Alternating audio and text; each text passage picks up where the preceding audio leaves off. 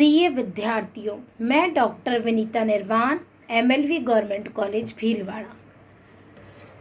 विद्यार्थियों, पूर्व में हमने भारतीय बैंकिंग अधिनियम 1949 के विभिन्न प्रावधानों के बारे में अध्ययन किया।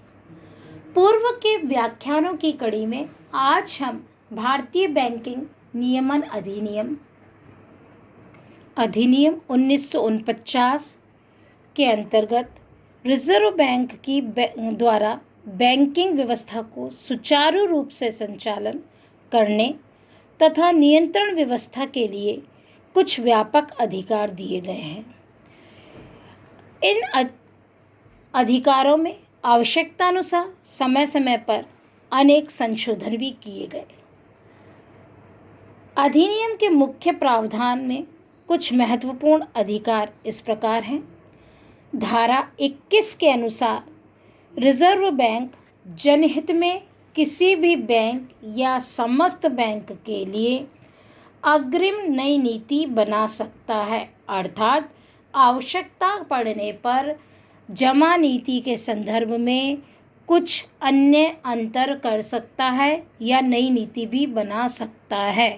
नेक्स्ट, धारा 22 के अनुसार रिजर्व बैंक को बैंकिंग कंपनियों को लाइसेंस देने व इसे रद्द करने का अधिकार है।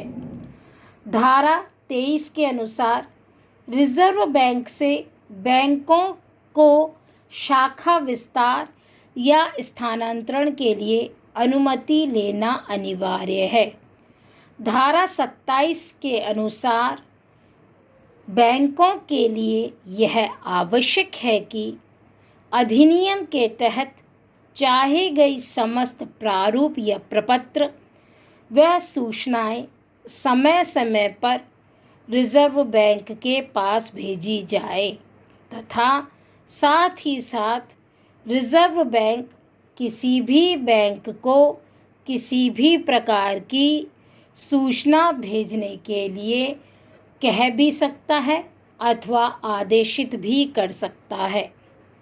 धारा 26 के अनुसार प्रत्येक बैंक के लिए यह आवश्यक है कि वह हर वर्ष के अंत में 30 दिनों के भीतर उन खातों का विवरण निश्चित फॉर्म में रिजर्व बैंक के पास भेजे जिनमें पिछले 10 वर्षों से कोई व्यवहार नहीं हुआ। नेक्स्ट, धारा 28 के अनुसार रिजर्व बैंक जनहित में प्राप्त किसी भी सूचना को प्रकाशित कर सकता है। धारा 10 के अनुसार किसी बैंक के अध्यक्ष, संचालक, मैनेजर को हटाने का रिजर्व बैंक का निर्णय अंतिम माना जाएगा। नेक्स्ट, धारा 6 के अनुसार किसी बैंक की न्यूनतम पूंजी तथा रिजर्व बैंक के संबंध में भी रिजर्व बैंक का निर्णय अंतिम माना जाएगा। धारा 12 के अनुसार रिजर्व बैंक किसी बैंक को प्रदत्त पूंजी व अधिकृत पूंजी संबंधी नियमों की पालना से 2 वर्षों तक मुक्ति दे सकता है। धारा 17 के अनुसार रिजर्व बैंक किसी बैंकिंग कंपनी को अपने लाभों की 20% राशि रक्षित फंड में हस्तांतरित करने या कराने संबंधी प्रावधान में छूट दिलाने के लिए केंद्रीय सरकार को सिफारिश कर सकता है। धारा 19 के अनुसार रिजर्व बैंक किसी भी बैंक को विदेशों में कार्य करने के लिए सहायक कंपनी बनाने की अनुमति प्रदान कर सकता है। धारा 20 के अनुसार रिजर्व बैंक जमाकर्ताओं के अहित होने की स्थिति में किसी भी बैंक को आगे ऋण न देने या शर्तों के साथ ऋण देने का आदेश दे सकता है। धारा 27 व 28 के अनुसार रिजर्व बैंक किसी भी बैंक से कोई भी सूचना प्राप्त करने का अधिकारी है।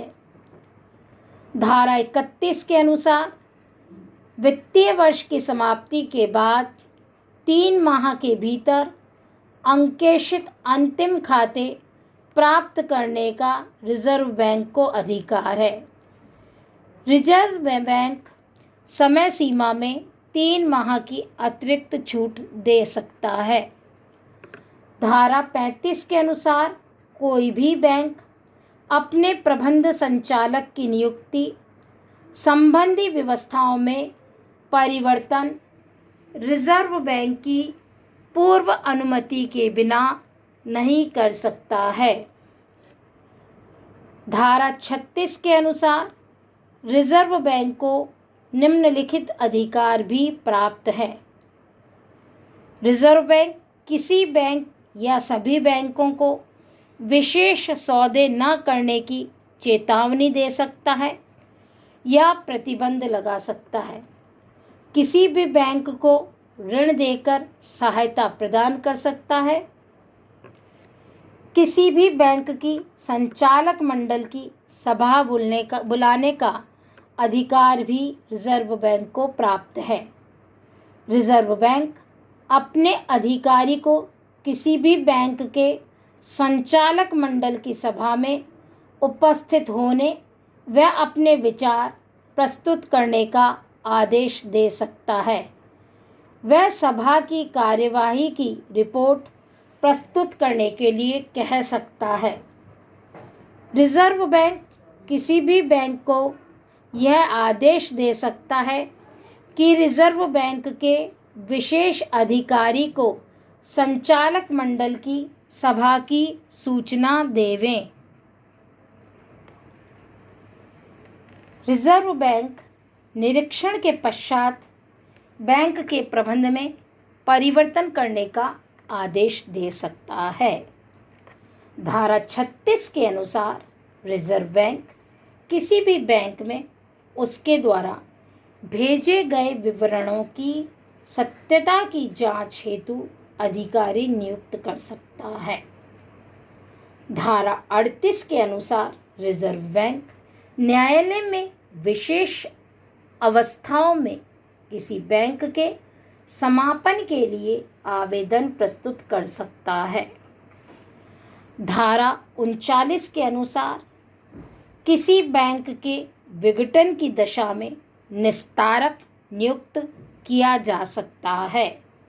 धारा 45 के अनुसार रिजर्व बैंक को किसी बैंकिंग कंपनी को ऋण स्थगन काल स्वीकृत करने तथा एकीकरण की योजना तैयार कर केंद्रीय सरकार को अनुमोदन हेतु भिजवाने का अधिकार प्राप्त है। नेक्स्ट, बैंकिंग संशोधन अधिनियम 2011। भारत में बैंकिंग क्षेत्र में निजी निवेश को बढ़ावा देने हेतु इस संशोधन अधिनियम को तत्कालीन वित्त मंत्री प्रणब मुखर्जी ने 22 मार्च 2011 को लोकसभा में प्रस्तुत किया था। उक्त संशोधन से बैंकों को अंश पूंजी जुटाने में अधिक स्वतंत्रता प्रदान करने तथा निजी निवेश को बढ़ावा देने का प्रावधान था। राष्ट्रीयकृत बैंकों में निजी निवेश को बढ़ावा देने के लिए इन बैंकों के अंशधारियों के लिए मताधिकार की अधिकतम सीमा को मौजूदा 1% से बढ़ाकर 10% करने के साथ साथ निजी क्षेत्र बैंकों में अंशधारकों के मताधिकार की मौजूदा सीमा 10% को समाप्त कर दिया गया है। परिणाम स्वरूप निजी क्षेत्र बैंकों के अंशधारियों का मताधिकार उनके शेयर होल्डिंग के अनुरूप ही होगा।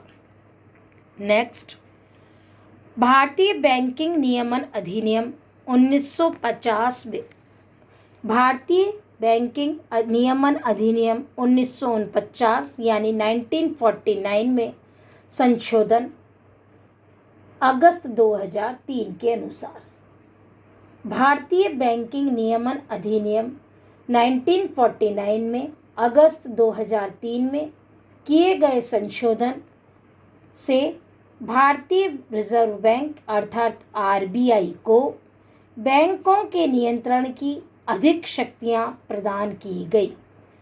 अन्य बैंकों की भांति सहकारी बैंकों के कामकाज सुव्यवस्थित न होने पर उनके अध्यक्षों को हटाने का अधिकार रिजर्व बैंक गवर्नर को मिल गया।